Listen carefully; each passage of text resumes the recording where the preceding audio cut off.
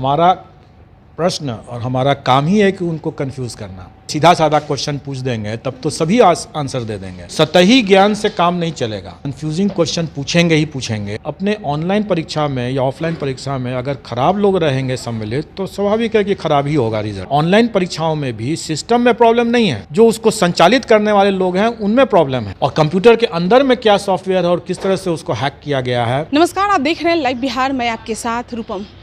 देखिए, इस वक्त मैं बिहार लोक सेवा आयोग के कार्यालय में मौजूद हूँ और मैं यहाँ के जो अध्यक्ष हैं अतुल प्रसाद, उनसे आज बात करने की कोशिश करूंगी, क्योंकि कई सवाल हैं बीपीएससी को लेकर। कई सवाल उठते हैं अभ्यर्थियों के मन में। जिस तरह से आप देखते ही हैं कि एग्ज़ाम होता है और उसके बाद फिर अभ्यर्थियों का जो एग्ज़ाम होता है उससे भरोसा उठ जाता है, क्योंकि क्वेश्चन लीक हो या कुछ हो, बहुत सारे ऐसे मुद्दे होते हैं। उसके बाद फिर आंदोलन होता है।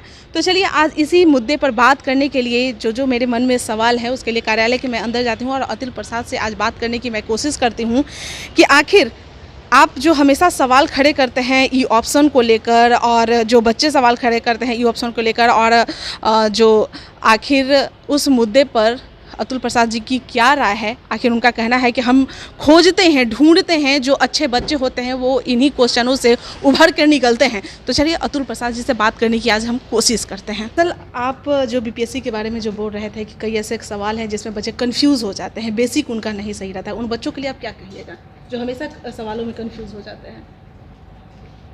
देखिए, हमारा प्रश्न और हमारा काम ही है कि उनको कंफ्यूज करना, क्योंकि हम तभी तो उनकी गहराई को हम लोग भांप सकेंगे, उनके मेरिट को हम भांप सकेंगे।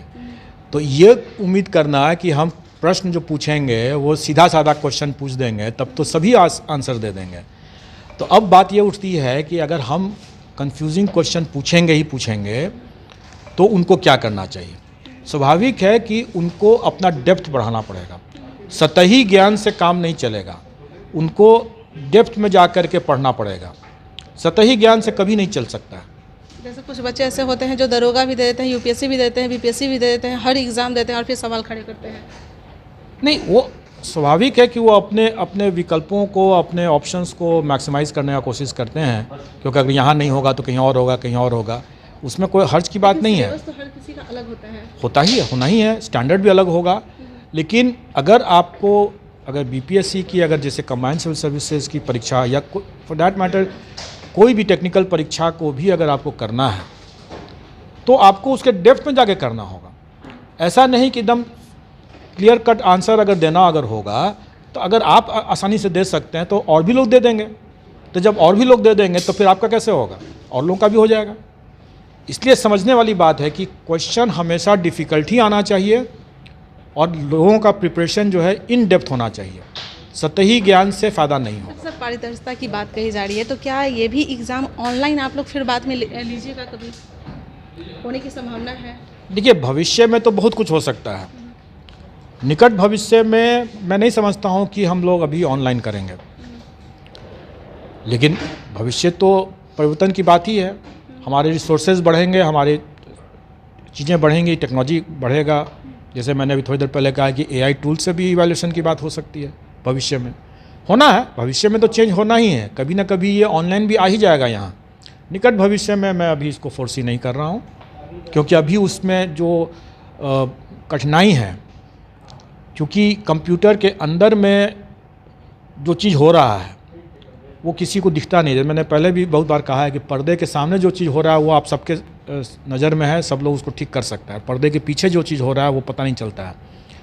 और कंप्यूटर के अंदर में क्या सॉफ्टवेयर है और किस तरह से उसको हैक किया गया है, चाहे सॉफ्टवेयर से या हार्डवेयर से, ये पता करना बहुत मुश्किल है। अभी आप लोगों ने एक पेपर में देखा भी होगा, किसी परीक्षा में किसी पेपर में निकला भी था कि कैसे हार्डवेयर को हैक करके, मैनिपुलेट करके वो किया गया था।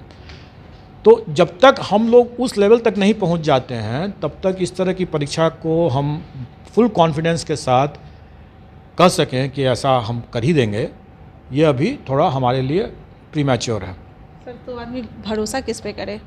ऑफलाइन ऑनलाइन दोनों में तो वही हो रहा है, ऑफलाइन में भी तो लीक हो जा रहा है। देखिए, भरोसा तो आपको इंसान पर ही करना है, क्योंकि जो इंसान जो उसको कर रहा है वही सबसे महत्वपूर्ण है। ऑनलाइन हो चाहे ऑफलाइन हो, दोनों ही हालत में जो इंसान जो इसको कर रहा है वही महत्वपूर्ण है।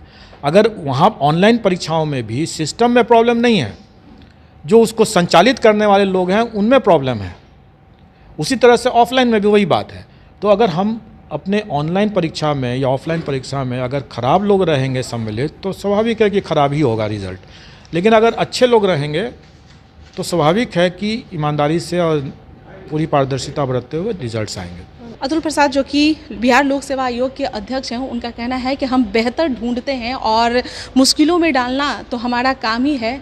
जो क्वेश्चन है उसका लेवल तो हम हाई करेंगे ही, लेकिन बच्चों को यह ज़रूरी है कि वह बेसिक नॉलेज ग्रहण करे, बेसिक वो पढ़ाई करके आए और उसके बाद ही फिर वो एग्ज़ाम दे। देखिए, साथ ही साथ ऑनलाइन एग्ज़ाम के बारे में भी हमने सवाल खड़े किए हैं कि क्या पारदर्शिता की बात कही जाती है हमेशा।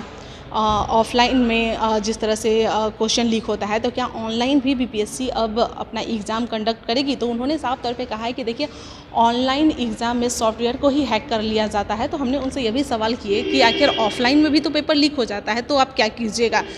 तो बड़ा ही सादगीपूर्ण उन्होंने जवाब दिया। चलिए, तो अभी तो कोई संभावना नहीं बन रही है ऑनलाइन एग्ज़ाम होने की, लेकिन भविष्य का कोई नहीं जानता है, भविष्य में कुछ भी हो सकता है। चलिए, अभी के लिए इतना ही। और भी खबरों के लिए बने रहें लाइव बिहार के साथ। धन्यवाद। लाइव बिहार यूट्यूब पर सब्सक्राइब और फेसबुक पर लाइक जरूर करें।